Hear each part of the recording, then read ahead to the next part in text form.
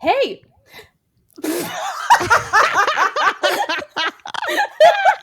Hey! I'm Jules, and this is my sister Brie. I'm a program manager. And I have jury duty this week. And together, we drink wine as we unpack the brilliant writing of the hit 90s sitcom, Boy Meets World. Cheers! Cheers! Clink. Okay, let's take a taste. What are we drinking today? Today, we are drinking 19 Crimes Red Blend. Are you familiar with that brand of wine? I've seen it. Is this Snoop Dogg's Yes, I do wine? believe. Yes. Yeah. I do believe he at least has some stake in it. If not, he owns it entirely. That I am not entirely sure. But I was fascinated by the name 19 Crimes. Why is it called 19 Crimes? Before I answer that question, I'm going to take a sip. What do you think? It is a $10 wine, for sure. I think it's a $6 wine in a $10 bottle. The description of the wine is rich and round with a soft, fruity finish, sweet aromatics with notes of chocolate. Definitely getting the fruit. Okay, I really like this. Good for you. I do. I don't usually go for red blends, but I really like this red blend. This wine is 86% Shiraz, 7% Merlot, and 7% Cabernet. And it's from Australia. So I think this is the first time we're drinking an Australian wine. And the reason why it's called 19 Crimes is it's in reference to the 19 crimes which were punishable by transport into Australia, which is a very interesting conversation. I love that. Yeah, and if you'll That's notice, so cool.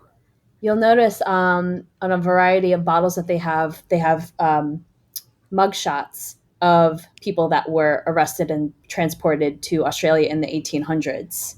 And it's interesting that there were 19 crimes that you had to do, the certain crimes that would get you sent to Australia. And it ranged from stealing bread to pickpocketing to murder.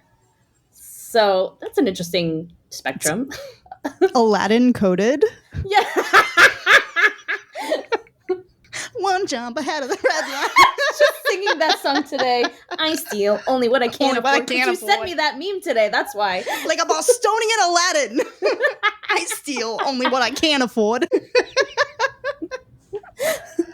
Haven't read the back yet. Let's read it together. The 19 crimes turned convicts into colonists. Upon conviction, British rogues guilty of one of the 19 crimes were sentenced to live in Australia over a penalty of death. For those rough-hewn prisoners who survived... I did the teacher thing. For those rough-hewn prisoners who survived the treacherous journey at sea, they forged a new country and life as pioneers in a new frontier. Wow. Is that why Australia is so rough and tough? And yes. You didn't know this? Wait, did you not actually know that? No, I knew. Okay. I did know. But it's interesting to read it in this context. And I'm like, no wonder y'all can handle those spiders literally as big as my head. They've been through some shit. Yeah, well, there's that. Anyway, let's get into the episode. Episode 10. A little bit of drama with this one because Disney Plus said episode 10 was the father-son baseball game episode. Turns out, according to everywhere else on the internet, episode 10 is actually Santa's Little Helper. The synopsis: Sean's dad gets laid off right around Christmas, so Corey vows to get Sean a present for Christmas this year.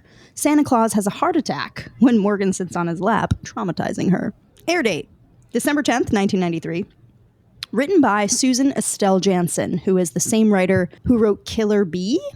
We had a lot to say about that episode. It was directed by David Trainer, as all these episodes are. 18.1 million viewers. What were your first impressions? The first thing that I thought of was, here we go again. Another episode of Boy Meets World with a reference to a book that I haven't read.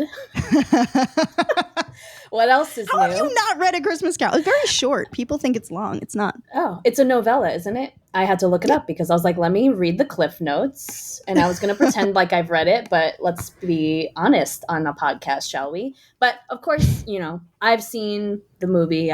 There's so many adaptations of it. I've seen A Muppets Christmas Carol. I've seen Jim Carrey's Christmas Carol. I've seen the one with Patrick Stewart. So I obviously know the story. Christmas Carol. Dickens is really phenomenal. Incredible writer.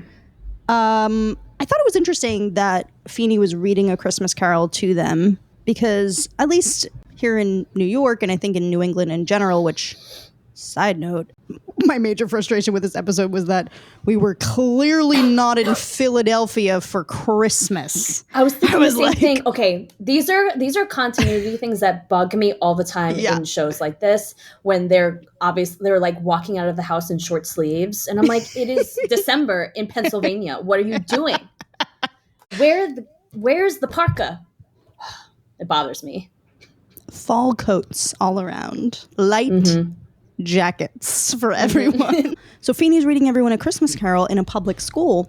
And like, don't get me wrong, I think like we should read some Dickens, and like I don't think we should like not read A Christmas Carol. I just think like it was just interesting to me that it was very Christmas centric. I was like, no one's Jewish in this entire school. Like no one celebrates Kwanzaa. No, right? Like I was like, what? Why are we? I thought the same thing. Yeah. Right? Yeah. Weird.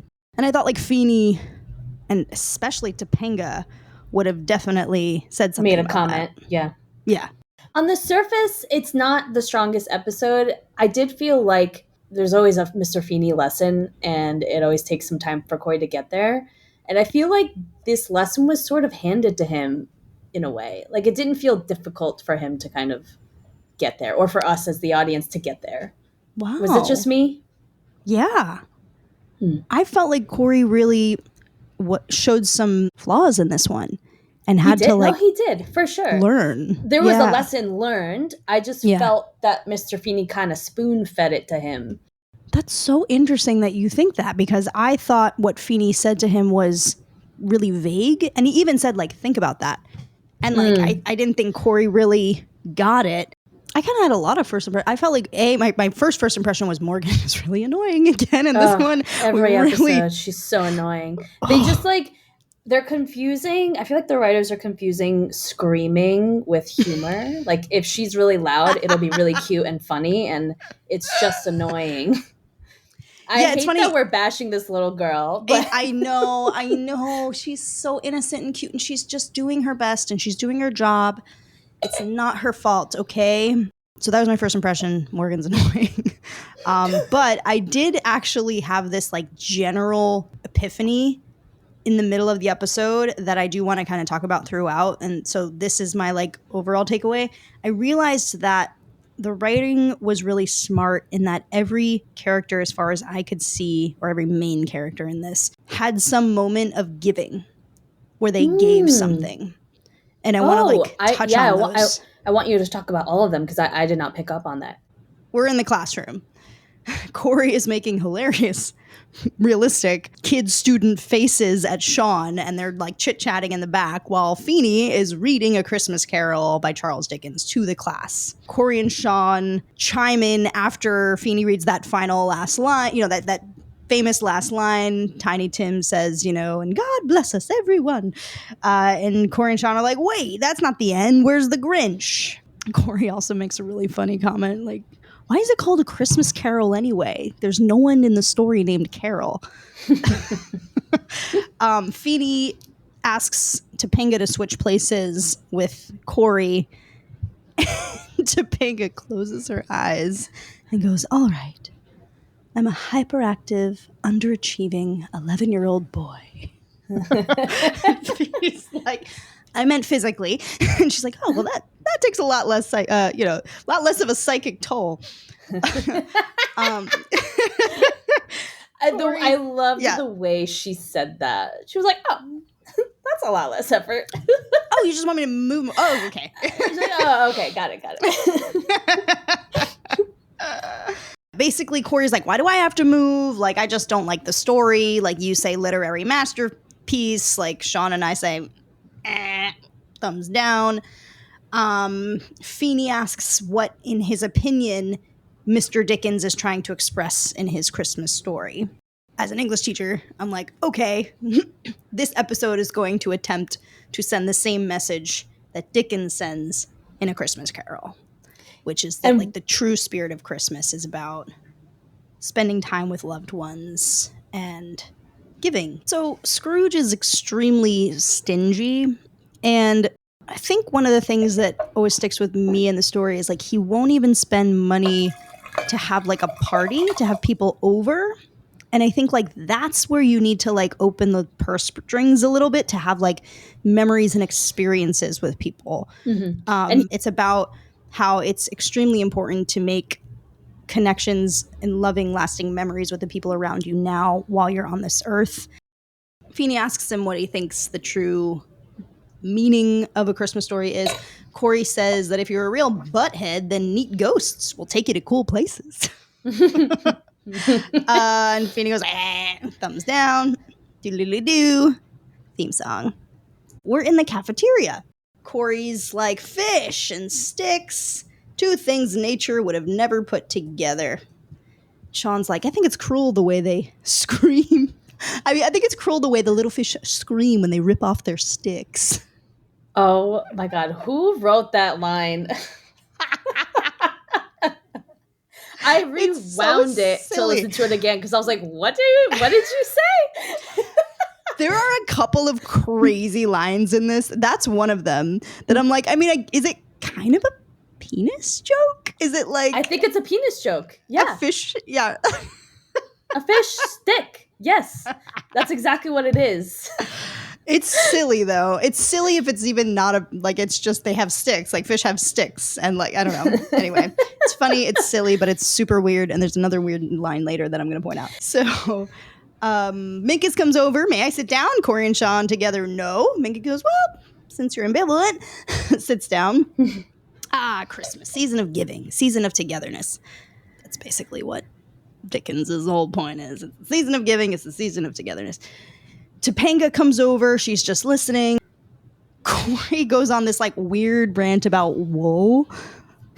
Season of wool. 9 out of 10 Christmas gifts, wool. Doesn't matter if they're in the shapes of socks or sweaters. It's wool, and it's itchy. And I love a classic Corey rant. That was a They're classic always so Corey. good. Minkus is like, it's the thought that counts. And Corey's like, what's the thought behind wool? The kid doesn't scratch enough? So Topanga's like, I agree with Stuart. You know, this is the line I was referring to before.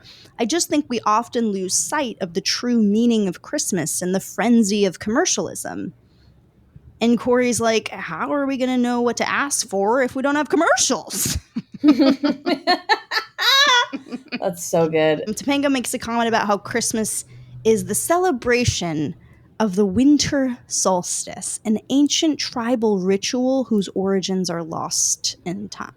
This was, I think, the writer's way of being like, we're acknowledging all holidays. We're not just talking about Christmas because Christmas is just this time of year and it's general and we're not talking about like the religious side of it. We're just talking about like Yuletide. Sean's like, I think I hear them calling you in your dimension. And Corey's like, yeah, they're saying Topanga, get your aura back here. Was that supposed to be like get your ass back here, but get your aura? Are they doing like low-key dirty jokes here? I don't know. Oh, Starts I with didn't an A. pick up I don't on know. that. But I thought that was really funny. Maybe I'm they stretching. used the word aura. It's funny that he knows that word and is using it correctly. Corey's a little bit alternative. So we learned that Corey has saved up for a whole month to have $5. And he is planning... This was a little bit of a stretch writing-wise, if you ask me. But he is planning on buying a gift for his gift. So he asked for a basketball for Christmas. And so he has saved $5 so that he can buy the net for the basketball. Which, as a kid who clearly has multiple presents under the tree, I was like, really? You didn't ask your parents for the net? The $5 net to go with the ball? Like they were going to buy you a $50 water gun for not Christmas, but they can't buy you a $5 net to go with your ball? Like, you know what I mean? Yeah. Writing-wise, Yeah, I do. continuity-wise, it wasn't believable. Corey says, Christmas is very delicate. You screw up, wool. So Sean, Corey asked Sean, like, what's happening at yours? And Sean's like, me? Hey, great acting here, by the way. He's like, Bob Stubik's Sport World is going to have to send a truck with all the stuff my dad got me. He got me, like, everything. Yeah, my dad totally came through this year. No eye contact with Corey. His body language is really portraying that he's lying in a very subtle way. And I just thought it was like, mwah, excellent. Yeah, he does do a very good job in this episode. Yeah. So Minkus comes over to collect the money for Feeney's present, which also, like, writing-wise, I was like, okay, so he didn't do that before when he was sitting with them, but now he came back over to, like, I was like, what's happening? So Minkus is asking for the money. Sean has clearly been avoiding giving the money for a few days now, and Minkus is, like, getting kind of, stern now. He's like, I need the money. Like, you're avoiding it. And Sean gets agitated. He says he just spent his last $5 on lunch, and he'll give the money to Minkus tomorrow. And then he gets up and leaves his whole lunch on the table, which I was like, where are you going? And Minkus is like, he picks up the bag that Sean's lunch was in, which is a brown paper bag. So clearly he didn't buy his lunch. His mom packed lunch, or someone at home packed lunch for him. He might have packed lunch. I don't like this whole assumption that moms make all the lunches. Our dad made our lunch. Yeah, we didn't make our lunch. With drawings on them every day. That was my favorite part of lunch. Yeah, I know. I have one of his drawings on a brown paper bag in a frame that I keep in my apartment as like a memento. Tear. For the listener, our dad would draw hearts on our lunch bags, and that's how it started, right? A heart and my name. And over 4 years, actually more like 8 years, this heart evolved into a full character. And every day the heart would be doing something silly, right? It would have arms and legs and be doing something ridiculous. So I always very much looked forward to lunch every day just to see what my heart would be doing. And so I've taken one of those brown paper bags, I've, cut out the heart and I have it in a frame. But it would be doing something ridiculous like tripping over a banana or something like that. Or hiking up a mountain. What about the time when you were like, oh, there's no heart today? And then you looked and it was on the bottom of the bag and it was all splattered. Okay, that was definitely the best one. Thank you for that. Yes. The heart was missing from the bag, but then I checked underneath and it was all splattered because it was on the bottom. Like, that's so creative. So Minkus picks up, speaking of brown paper bags, Minkus picks up Sean's brown paper bag and he goes, what? His mother charged him a packing fee? Like, referring to the fact that Sean had said that he paid for lunch and didn't have money today. So we're in the living room. Alan's putting up Christmas lights. Amy enters with Morgan, both wearing like sweatshirts. I know, but Amy was my fashion moment in that moment. Is it her plaid, like fleece sweatshirt thing? Mm-hmm. With leggings? That's exactly what mine was. I want it. Okay, why was it for you? Because it just looks so comfortable. And Chris, I want to wear it around my apartment when I'm cold in December.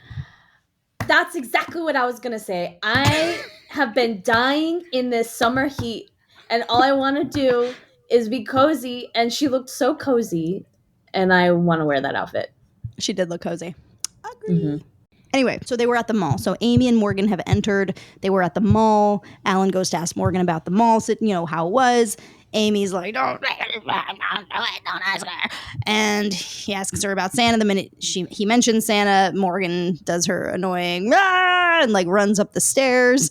Amy and Alan have a really cute moment though, where they're kind of like both stifling, holding back laughter as basically Amy explains that Santa had a heart attack when Morgan was sitting on his lap, which is super traumatizing for her. That so is. Was like, oh my God. Dark. This is the part that was super weird and the other line that I was referring to earlier. So Amy tells Alan Santa had a heart attack and she says, he put his hands to his chest, yelled Rudolph, then fell over. which is already kind of weird. But then Alan makes it weirder and goes, are we talking 8 reindeer pulling a pine box? Oh, I get what he means. I didn't What does get he it in mean? the moment. He means that, are we talking, did Santa die and now he's in a coffin and his reindeer are pulling him in a coffin? That's what he means. Which is like really weird thing to say. And Oh also my- very like inconsiderate. That's really inconsiderate. And then also, wait, wow, I did not think about that. Yeah. That's such a complicated joke. I know, yeah. You repeating it made me realize what he meant by that, because I didn't get it at all until just now. Interesting. Eric enters. Hey, what's with the weasel? She locked herself in the bathroom and she's singing on the first day of Christmas, I murdered Santa Claus. Corey enters. He doesn't pay any attention to his family. He goes right over to the Christmas tree and he starts like shaking Christmas presents under the tree. How did you feel about the fact that all the presents were already under the tree before Christmas? That's a big no-no to me. I don't want to see a thing. I don't want to know a thing. I want the tradition to be upheld. Santa's real. Santa's coming Christmas night. No presents are under the tree until Christmas morning. That's how Right. it goes. So Corey, he says he wants to call Sean to brag about his new present that's under the tree. He's like, oh, there's a new one under here. And then he shakes it and he's like, wool. But he's going to exaggerate and he's going to tell Sean it's a new present and he's not going to tell him it's wool. He's going to say it's something else. And Alan is like, whoa, wait, why do you want to brag to Sean? And he's kind of hinting that like there's a reason that he probably shouldn't be bragging, especially to Sean. And Alan finally reveals that Sean's dad got laid off. And Corey's like, whoa, like his mind is blown. And he does a great job acting in this scene too. Mm-hmm. But I'm his best friend, so that's why his mom's been packing his lunch. Sean's not getting anything for Christmas, just like Tiny Tim in that story about Carol.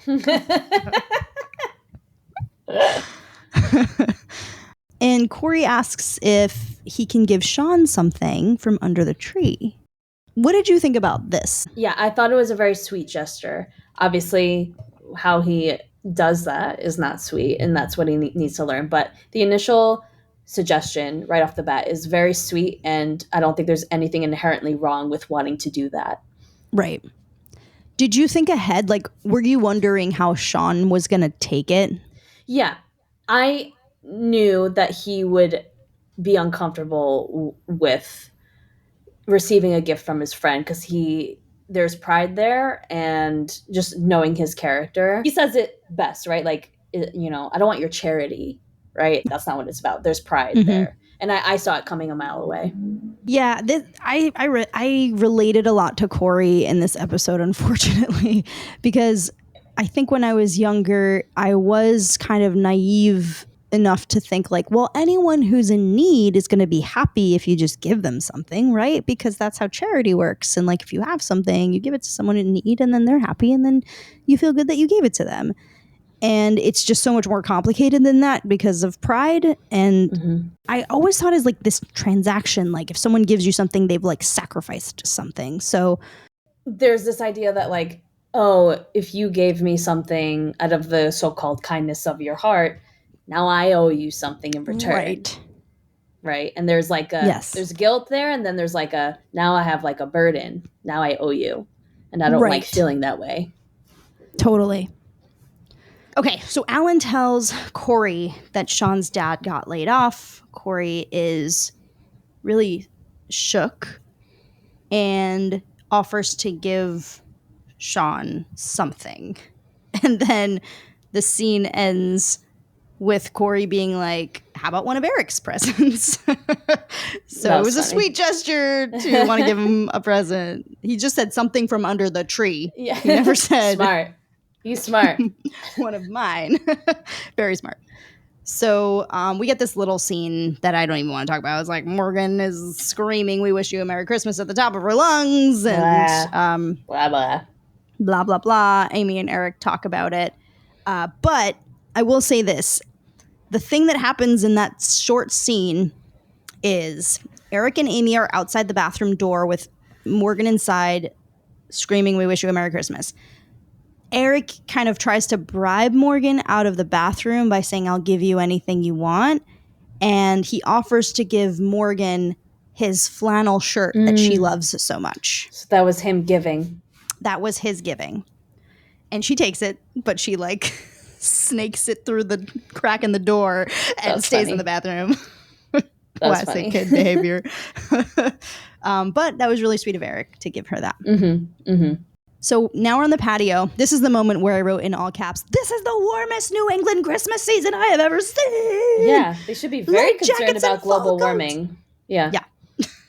Also, like fall foliage in the background. There's like fake snow on the treehouse. Like all this was going on, and not a single person was like, "Wouldn't there be real snow on the treehouse?"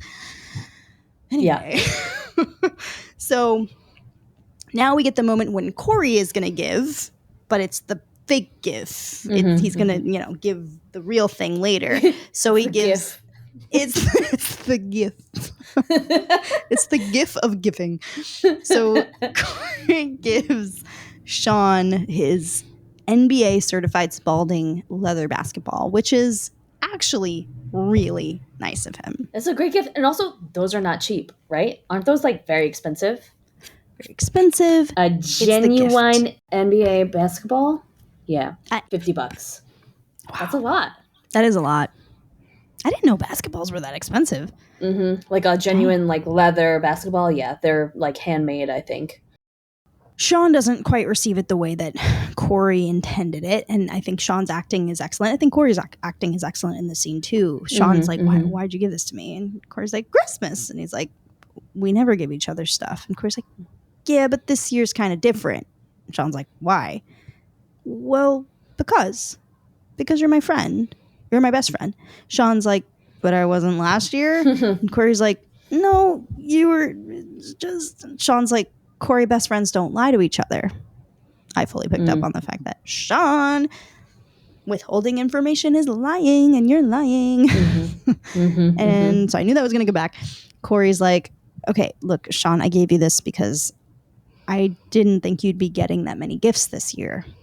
Now, Feeney enters in the background, and this is when Feeney starts to listen in on the conversation. And Sean's like, "Hey, I told you I'm getting a ton of stuff." Again, great acting. He's sort of like nervously kind of laughing, trying to make it seem, he's bringing levity in. Yeah, he does a really good job with this scene. Totally. He's like, "I don't need a basketball." And he throws it back at Corey. This isn't the moment when he throws it aggressively. He's just like lightly tosses it back, and he's like, I don't need it." Yeah. What were you going to say? And I was going to say that I feel like there's symbolism with that of like, back off. Like, I'm passing it to you. Don't even think about it. Like, I am not interested in engaging any further. Totally, absolutely validate. Yes. I also went deep with this, and I was like, I feel like this is actually Sean's giving moment where he is saying, "I'm regifting you this ball. I know that it is important to you." Oh, it's beautiful. And Sean lies and says, "My dad already got me too." Again, lying to make Corey feel good about the fact that he is letting him have the thing that he wants. Corey's like, "Look, Sean, best friends don't lie to each other." And Sean's like, "What are you talking about?" Corey's like, "I know about your dad getting laid off." And that's when Sean starts to get aggressive. And he's like, "Says who?" And he starts walking toward Corey, and Corey starts backing up. "Says my dad." Sean, "Oh, so would you go tell everyone?" So that is what he's actually concerned about, that people are going to find out. And him being aggressive about it is him overcompensating for his deep concern, worry, insecurity that everyone's going to find out that he doesn't have money. And Corey's like, "No, I didn't tell anyone. Look, Sean, I'm trying to give you a nice gift so you don't have a Tiny Tim Christmas, and you're acting like you're mad at me." When he worded it like that, that's when I was like, oh, Sean's not gonna, he's not gonna handle this so well. Corey hasn't let Sean acknowledge his quote unquote Tiny Tim Christmas situation.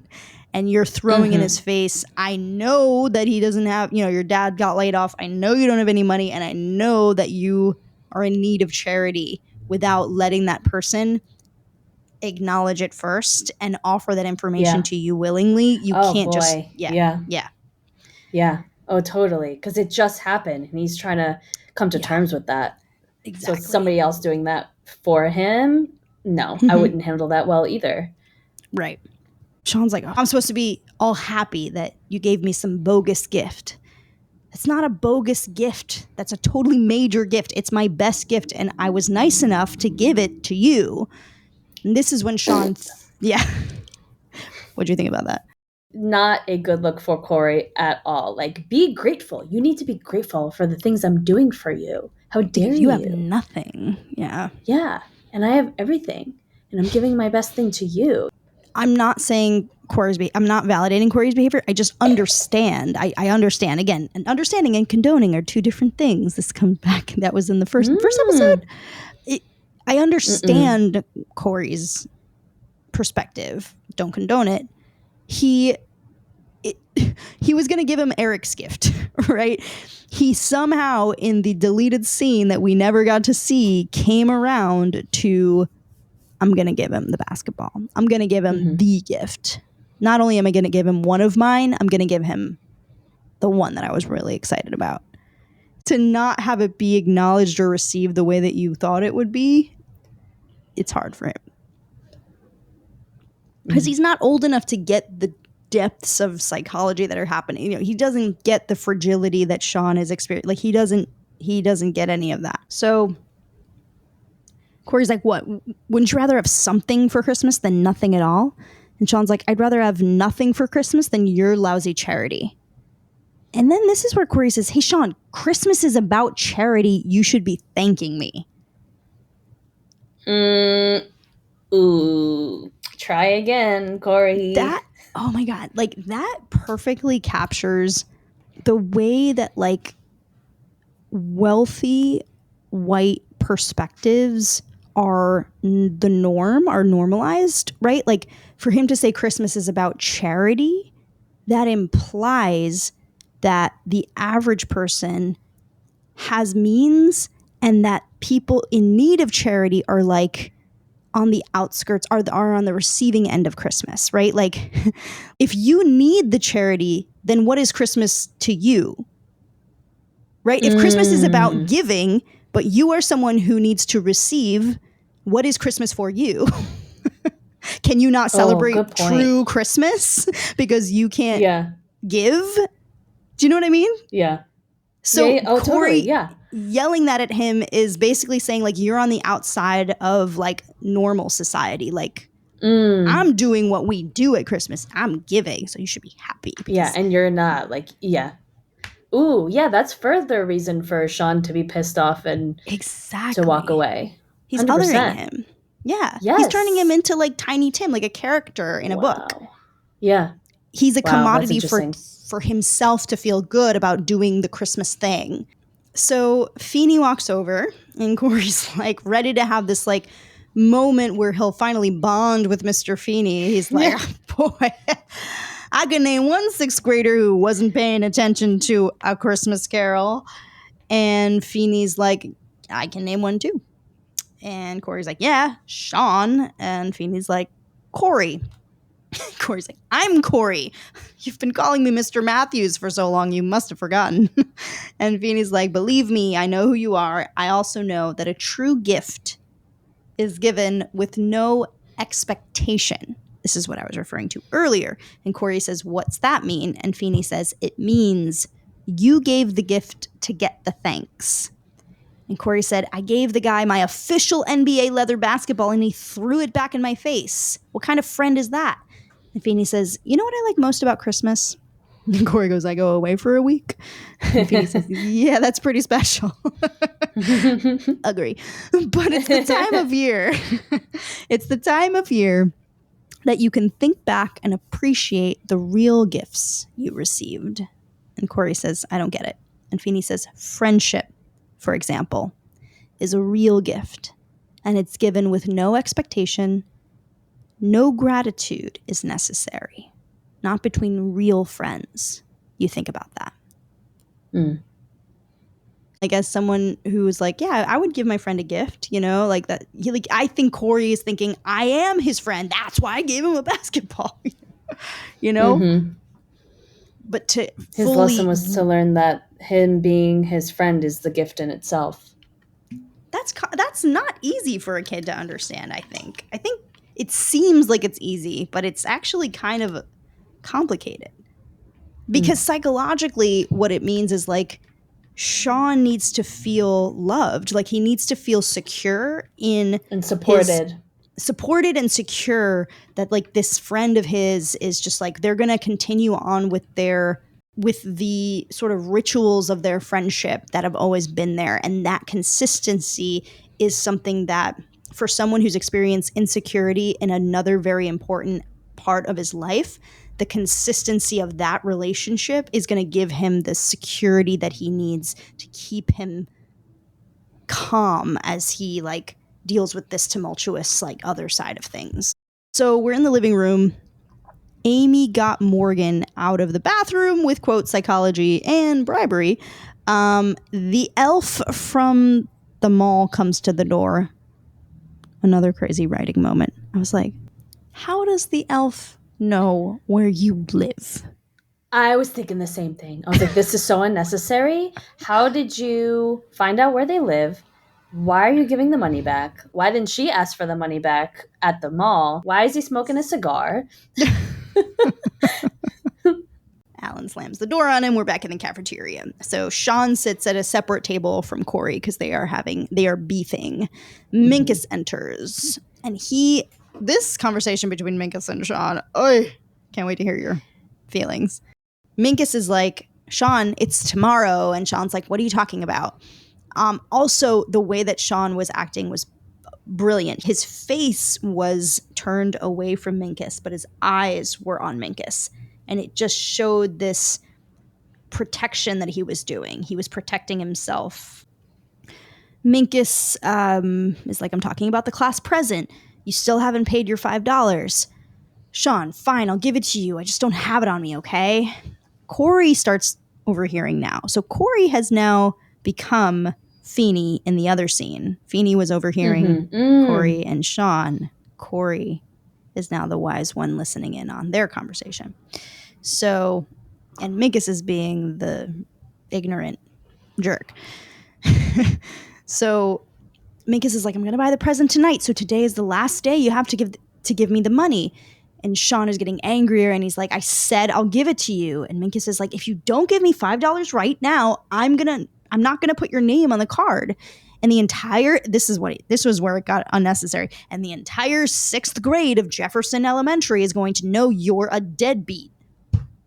What the hell? That was so uncalled for. Uncalled for. And it felt unlike his character. Where I thought he might go is, hey, like everybody's name is going to be on the card except for you, FYI. Right? So like you might seem like you don't care or whatever. So like what's going on versus saying you're a deadbeat? Like what? Minkus is smart enough he should be smart enough to know like there could be a solid reason why he's not giving the $5. Like he should have read into that. That's exactly what I wrote. I was like, you're the genius brain. Why do you not see that Sean does not have the money? Yeah. Come on. You're smarter than this. So yeah, Sean pauses and it's heartbreaking. I actually got emotional. He just looks at him and he still has his face kind of turned away and he's just looking at Minkus. And then he just says, fine, then I am. Okay. Like, fine, then I am a deadbeat. And he just walks away. Corey comes over to Minkus and tells him that Sean doesn't have the money. And Minkus is like, well, this puts me in an awkward position. I can't put his name on the card if he doesn't give me the money because rules are rules, apparently. And I wrote, okay, Minkus, relax. And he says, I'm the class treasurer, an elected official. They could subpoena my diaries. Corey says that Sean doesn't have the money because Sean lent Corey $5 and Corey never paid him back.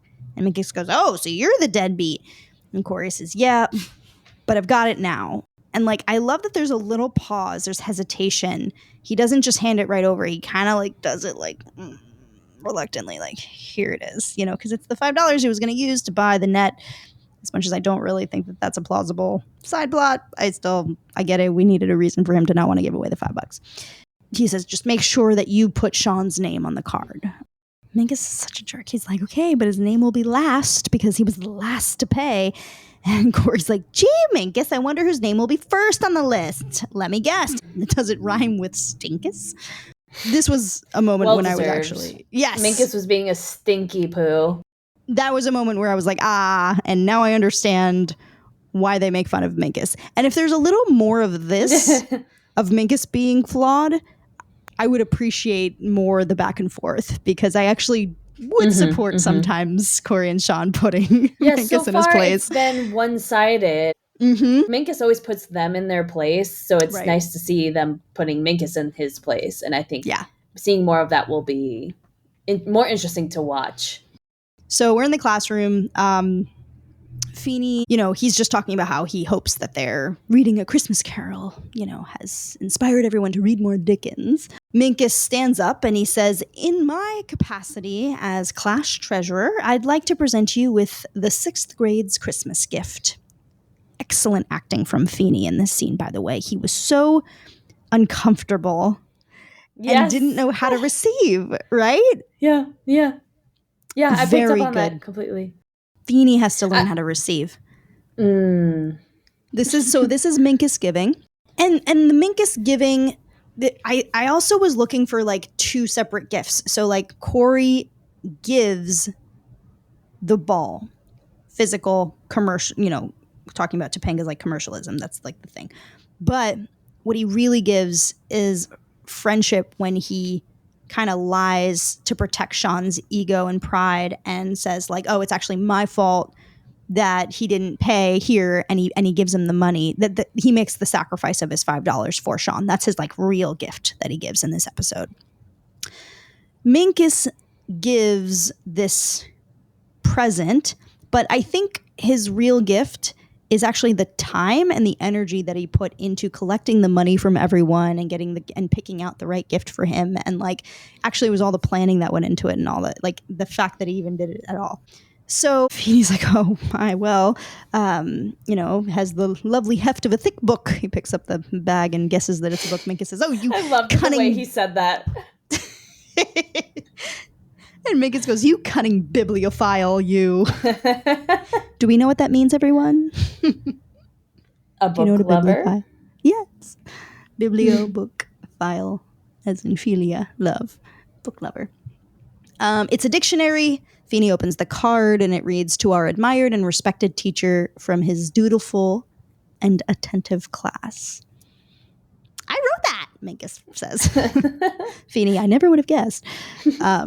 This is where the writing had to, you know, do this. I get it. They had to do this so that we saw that Hunter was on. Because I was wondering, I was like, how are they going to show us that Hunter's on the list? Because it's not in Feeney's character to be like, let me see who, you know, actually contributed. They spelled it out for us. They really did. So he goes, yes, Minkus all the way down to Hunter. You all seem to be here. Well, I am very touched.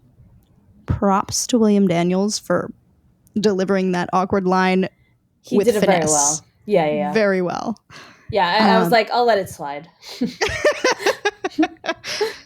This means a great deal to me. Thank you so very much. And he like throws away that last line too. He's like, so thank you very much. Like, please, for the love of God, can we stop looking at me and move on? You know, not looking at me because they want their, you know what I mean? Like, yes. Oh, totally. Totally. Yeah.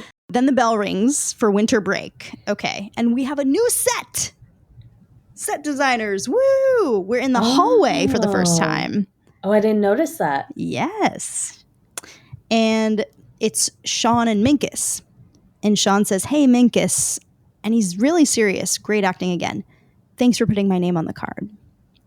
And Minkus says, don't thank me. Your deadbeat friend finally paid back the money he owed you. It's okay. You don't have to cover for him anymore. He told me how you left him $5 and you didn't get it back.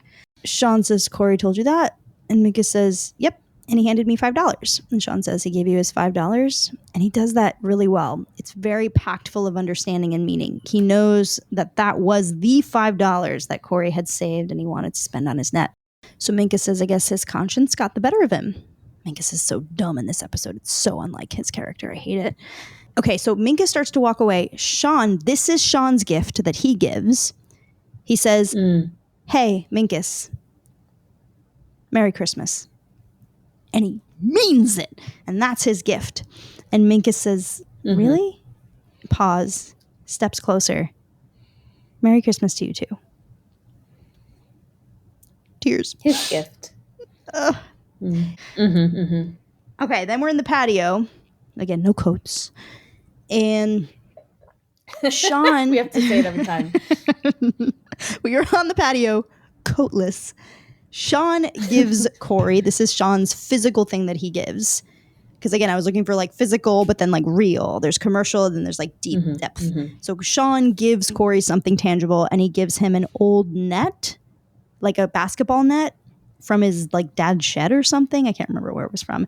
And he's like, may not be, you know, genuine imitation nylon, but you know, it is a pretty old net that, you know, is pretty good. And Corey's like, no, if it's that old, it might be actual nylon. And Sean jokes about how he, you know, he gets the ball now, right? Because he gave him the net. So like, yeah, you gave me that ball, right? So I'm going to take it back. And then they kind of like have this, they start playing for the ball. Like Corey's like, you're going to have to take it from me. And then Corey, you know, they're dribbling and kind of doing the basketball thing. I don't know anything about basketball. And like Corey kind of steals the ball from Sean, and he's like, oh my God, I actually stole the ball from you. Because Sean's really good at basketball, and that doesn't happen a lot. And Sean goes, no, I let you have it. It was charity. Christmas. Like that's what Christmas is about, charity. Which I kind of loved, because if we circle back to the conversation about how like, if Christmas is about charity and you are someone who needs charity, then like, does that mean you can't participate in like the true meaning of Christmas? So I love that Sean had a moment where he got to like give some charity. So we're in the living room. Amy's teaching Morgan Hark the Herald Angels Sing on the piano that is suddenly in the living room now, because apparently they've always had a piano. Corey and Sean come bursting through the door playing basketball, and Amy offers Sean to eat with them, and Sean says that they're going to be stringing up lights tonight and he wants to be with his dad. So Amy hands him a tin of cookies to hand to his mom. And Corey asks seriously, like, Sean, are you going to be okay? This is where Corey gives Sean that true friendship, that security that Sean needs at this time when things are really scary for him. And Sean says, hey, if I got friends, I can get through anything. So this is the resolution. Corey gets it. He knows what he needs to give his friend. And Sean gets that Corey gets it, and all is right in the world. We get a knock on the back door, and Feeney is at the door dressed as Santa to help heal Morgan's trauma from killing Santa having had a heart attack. And this is Feeney's gift. Oh, yes. Okay. Got it. Yes. Because Feeney is so uncomfortable, clearly, but he's doing it for Morgan and doing it for the Matthews family. Anyway, there's a family picture. Mommy, why does Santa look like Mr. Feeney? Picture. Takeaways. What are your takeaways? I think if anything, it just kind of reminds me how valuable being there for somebody is in a friendship with loved ones, with friends. Just giving your time, giving your attention, giving your energy to them is more of a gift than anything. So if you feel like you're not doing enough, not giving enough, as long as you're on the same page with them, you know, giving as much as you can emotionally, like I said, your time, attention, that's really all they need, right? And that's all I would ask in return as well. So just like reminding myself of that gratitude, I will take with me. I think this is the first time our takeaways are exactly the same. Oh my God. This just reminded me how important it is to be there for your friends, and it really isn't about the material things. And not gonna lie, there are certain people in my life where Christmas is the only time we see each other, and we give each other physical items, but we're not really there for each other for the ups and downs of life. And I disagree. Okay.